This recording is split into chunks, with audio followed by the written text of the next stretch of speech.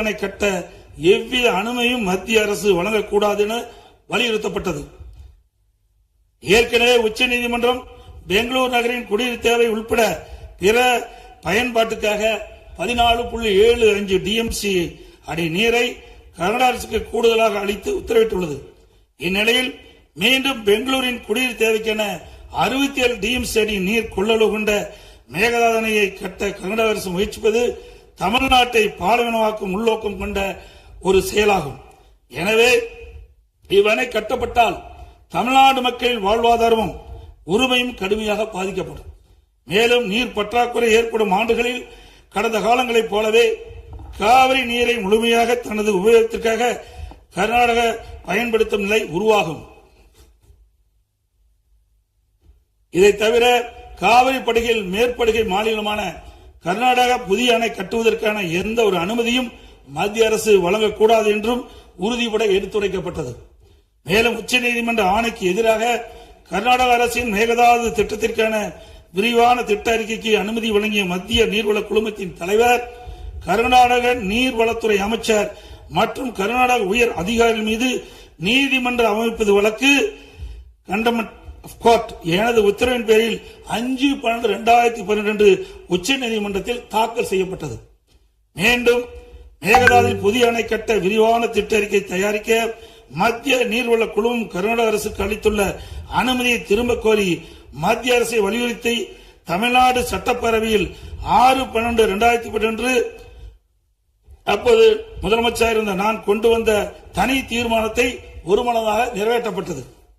அனைத்து இந்திய அண்ணா திராவிட முன்னேற்ற கழகத்தை பொறுத்தவரைக்கும் 1986 ஆண்டு மாண்புமிகு புரட்சித் தலைவர் எம்ஜிஆர் அவர்களால் துவக்கப்பட்ட சட்ட போராட்டத்தை தொடர்ந்து காவிரி நடுவர் மன்றம் அமைத்து அதை மத்திய அரசியல் வெளியிடச் செய்து நடுவர் மன்றத்தின் இறுதி ஆணையின்படி காவிரி மேலாண்மை வாரியம் மற்றும் காவிரி நீர் முறைப்படுத்தும் குழு ஆகியவற்றை அமைக்க உச்சநீதிமன்றத்தை நாடியது.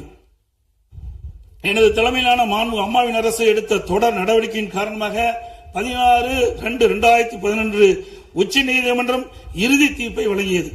தொடர்ந்து 1/6/18 காவிரி மேலாண்மை ஆணையம் மற்றும் காவிரி நீர் முறைப்படுத்தும் குழு செயலாக்கத்தை மத்திய அரசு அறிவித்து அதனை மத்திய அரசியலும் வெளியிடப்பட்டது. இந்த ஆணையத்தின் பணிகளும் குழுவின் பணிகளும் முறையாக கீழ்கண்டவாறு வரையறுக்கப்பட்டுள்ளன. 1. காவிரி நதிநீரை தேக்குதல், பகிர்மானம் செய்தல், முறைப்படுத்தல் மற்றும் கட்டுப்படுத்துதல். 2. காவிரி நீர் முறைப்படுத்தும் குழுவின் துணையுடன் அணைகளின் செயல்பாட்டை மேற்பார்வையிடுதல் மற்றும் அவற்றிலிருந்து நீரை பாசன மற்றும் இதர தேவைகளுக்கு வழங்குவதை முறைப்படுத்துதல். 3. கர்நாடகம் தமிழ்நாடு எல்லையில் பில்லிக்குண்டுக்கு நீர் அளவை நிலையத்தில் கர்நாடக அரசு நீர் வழங்குவதை கண்காணிப்பது. இவற்றை தவிர வேறு பணிகள் எதுவும் மேற்கொள்ள இந்த ஆணையத்துக்கு எவ்வித அதிகாரம் இல்லை. இந்நிலையில் 1/2/2024 அன்று ஆணையத்தின் வரையறுக்கப்பட்ட பணி வரம்புக்கு அப்பாற்பட்டு மேகதாது அணை கட்ட பற்றிய விவாதத்தை 28வது காவிரி மேலாண்மை ஆணைய கூட்டத்தில் அனுமதித்தது. அப்போதைய திமுக அரசு இதனை கடுமையாக எதிர்த்து வெளிநடப்பு செய்தது குறித்தும் ஆணையம் அதன் அதிகார வரம்பிற்கு சம்மதமில்லாத மேகதாது அணை கட்டுவது குறித்த கருத்தை மத்திய நீர்வள கமிஷன் பரிந்துரைத்துள்ளது குறித்து அப்போதைய திமுக அரசின் கவனத்திற்கு நான் கொண்டு வந்தேன். குறிப்பாக 14/2/2024 அன்று சட்டமன்றத்தில் நான் எங்களது ஆட்சி காலத்தில் கர்நாடக அரசு மேகதாது அணை கட்டுவது குறித்து விவாதிக்கும் அதிகாரம் ஆணையத்திற்கு இல்லை என்றும் 2018 ஆண்டு மேகதாது அணை குறித்து பிரச்சனை மத்திய நீர்வள கமிஷன் பார்வைக்கு சென்றபோது எனது அரசு 5/12/2018 அன்று மத்திய நீர்வள கமிஷன் என்ற இயக்குநர் மீது உச்சநீதிமன்றத்தில் நீதிமன்ற அவமதிப்பு வழக்கை தொடர்ந்து என்றும் இன்னும் அவ்வழக்கு நிலுவையில் உள்ளது என்றும் திமுக அரசு தொடர்ந்து நடத்திட வலியுறுத்தியோடு தமிழக நலன் பாதுகாக்கப்பட வேண்டும் என்பதையும் உறுதி செய்யும் வலியுறுத்தப்பட்டது. இந்த நிலையில நாம் ஏற்கனவே உச்சநீதிமன்றம் அளித்த தீர்ப்பு நமக்கு ஒவ்வொரு ஆண்டும் கர்நாடக அணையில் இருந்து 177.25 டிஎம்சி தண்ணீர் திறக்கப்பட வேண்டும். ஆனால் அவர்கள் முறையாக திறக்கப்படுவதே இல்லை. ஒவ்வொரு மாதம் நாம் போராடிதான் கர்நாடக அணையிலிருந்து தமிழ்நாட்டிற்கு தண்ணீரை பெற்று வந்து கொண்டிருக்கிறோம் என்பதையும் நேரத்தில் சுட்டிக்காட்ட விரும்புகின்றேன்.